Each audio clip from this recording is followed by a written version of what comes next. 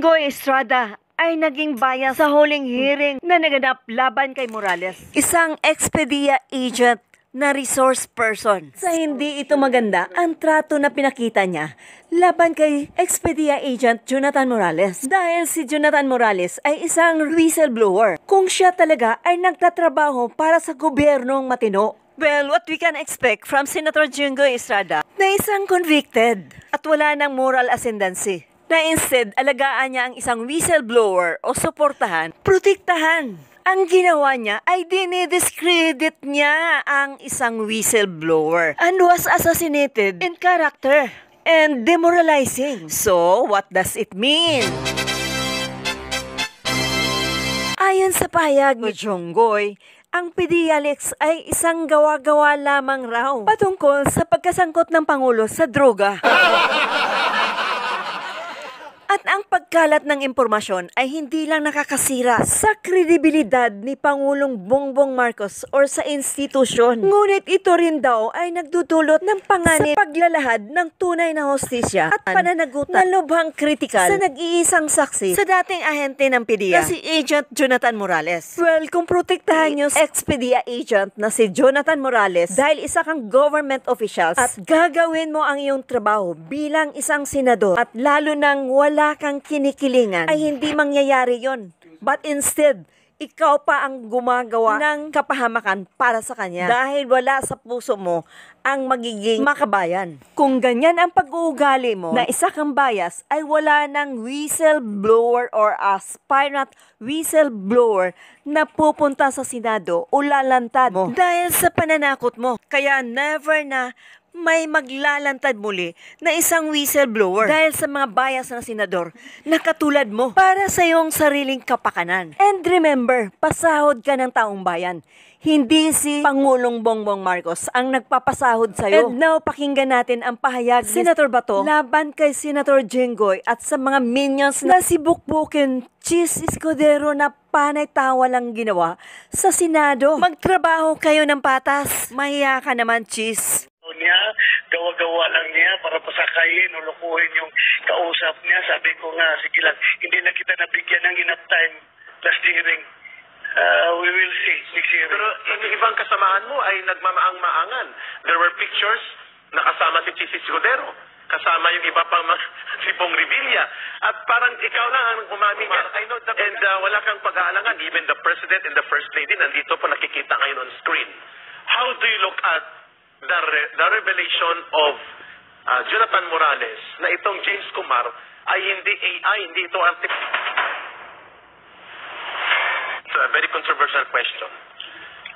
Ito po yung isa sa revelation ni Jonathan Morales as one of your main resource persons sa Senate hearing po ninyo na kinukondukta.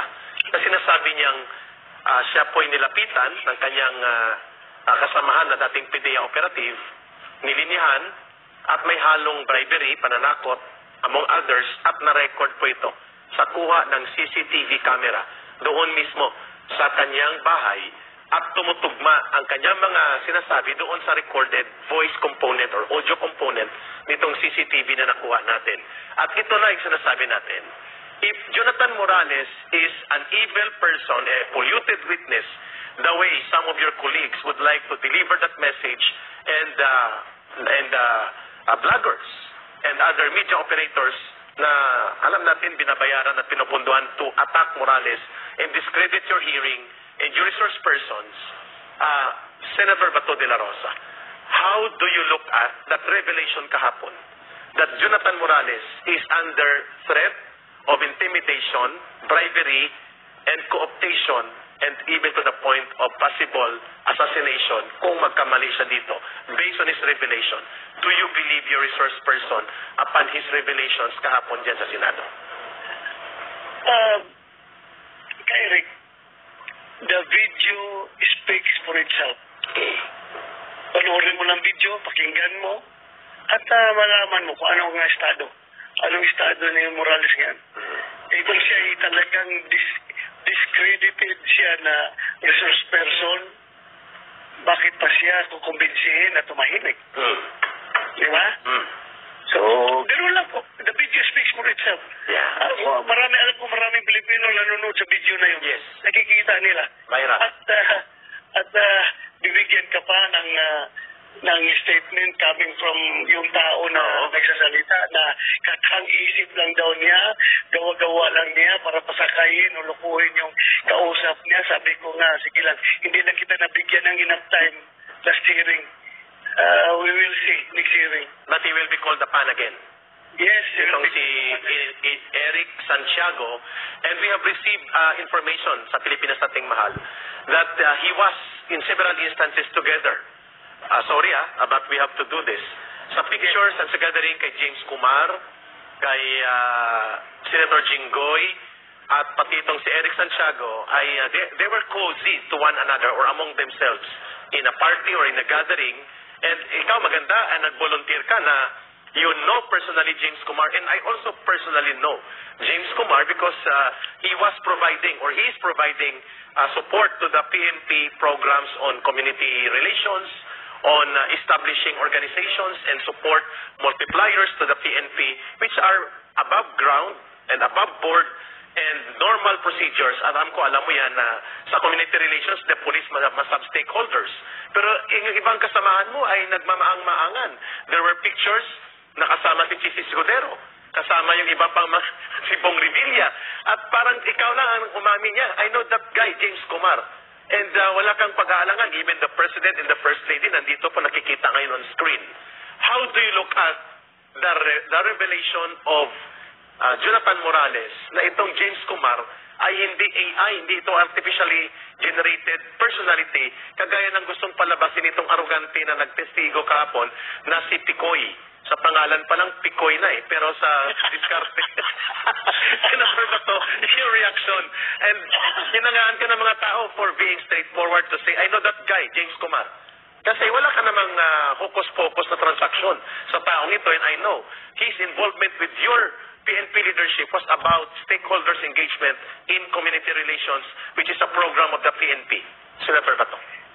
Yes, kilala ko siya. Kailangan kasi pag ganun, kung huwag ka na maghintay pa na somebody pa magbubulgar sa yung pagkakilala sa kanya. Yes. Automatic sabihin mo na kung kilala mo siya, kilala mo. Kilala ko man talaga siya dahil doon sa nung chief pa ako, parang BCC chairman ba yan siya? Yeah. Youth Against Crimes and Corruption, chairman o president. At nung naging senador na ako, ay nag-attend yan ng hearing dito sa Senado. Kilala ko yung tao na yan.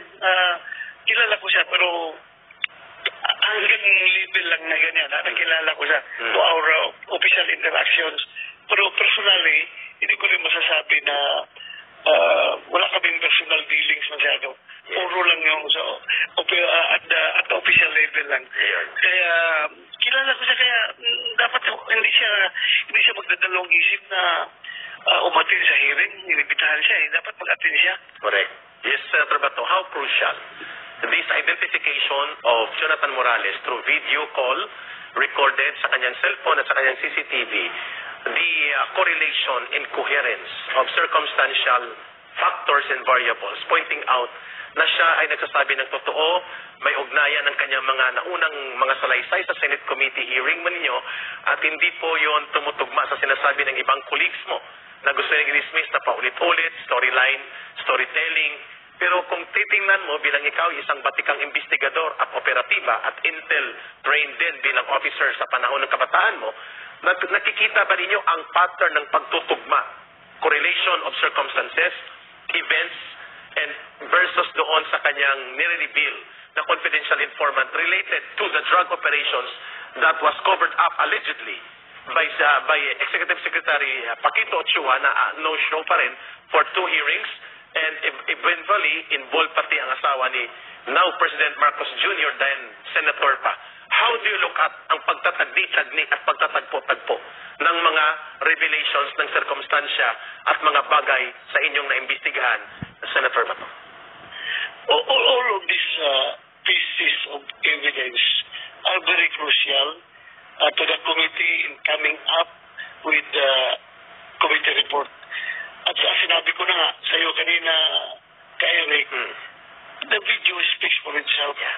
Bakit ka pa kailangan kausapin? Kung walang kwintang tao ka, hindi ka namin paniniwalaan, lahat na sinasabi mo, pawag ka sinungalingan, bakit pa ako magpadala ng tao na para kumisil ka na, tumahimik ka na lang dyan, huwag ka na magsalita, at may mga words of bribery pa na narinig natin. Yeah. So, klaro-klaro man doon sa video na yon. Klaro-klaro. At may halong pananakot pa na pwede siyang patayin anytime, in any manner, hindi nagamitan ng baril, manggain na lang daw ng sasakyan, or lasunin to that effect. Parang gano'n ang sabi nung taga-Napolcom na nagdi-deny.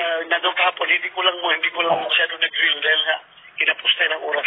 Senator, ba't nakikita ng taong bayan? Some of your senators, colleagues, or Senate colleagues, na kapwa-senador mo, ay inaagaw po ang initiative for you to conduct a hearing as the lead committee chair. Pero you maintain composure, bearing, and professionalism kasi mga miyembro sila ng committee ba, you cannot be accused the way Trillanes accused Senator Gordon before, na committee di waste kutsilyo. We understand how do you manage to navigate, napakahirap nun, lalo na po na magkaroon ng personal na sagutan at magkalapit lang si Senator Jinggoy Estrada at si Jonathan Morales, no? Nakita yung kahapon. And maybe we can play up the video how you trafficked them to remain calm and composed. Senator Bato, do you expect ng iba pang ipapatawag like James Kumar na may maraming mga pakikipag-ugnayan sa mga colleagues mo at mga high-profile politicians, and then si Paquito Chua, sana gumaling na siya sa kanyang COVID-19, and itong involved na PDEA ex-operative yata ito, nakasama ni Morales na siyang nagkukumpas-kumpasan na nakatayo sa harap ni Morales. All of this are beginning to fall into pictures and bring in the puzzle that indeed there is truth to what Morales revealed from the confidential informants deposition of documents na ngayon ay nawawala sa PDEA. Senator Bato, how do you manage this kind of very highly charged, volatile situation in the Senate hearing? Ang sa akin lang, Eric, I have to maintain my composure at in dealing with my colleagues, I deal them with utmost respect. Kahit na minsan nakikita ko na yung kung saan papunta saan yung inclination ng kanilang mga diskarte, no? Kahit na nakikita ko na may inclination yung kanilang ginagawang diskarte, still may kanya-kanyang diskarte tayo. Dito ko pa rin yan na hindi ko po sila basta-basta lang na i-disregard dahil mga pareho rin yan na may mandato galing sa taong bayan. Binuto yan ng taong bayan para maging senador at pareho rin po kami na may trabaho na dapat gampanan. So, ganoon lang po ang aking pagdala sa para sa kanila bilang mga kulig ko. At nila po akong manginsulto sa aking mga kasamahan. Nirespeto ko sila kahit ano-ano ang pinagsasabi nila. I still maintain respect sa aking mga kasamahan. Very good. Because of that, nakita po ng taong bayan na you are hard as a rock outside.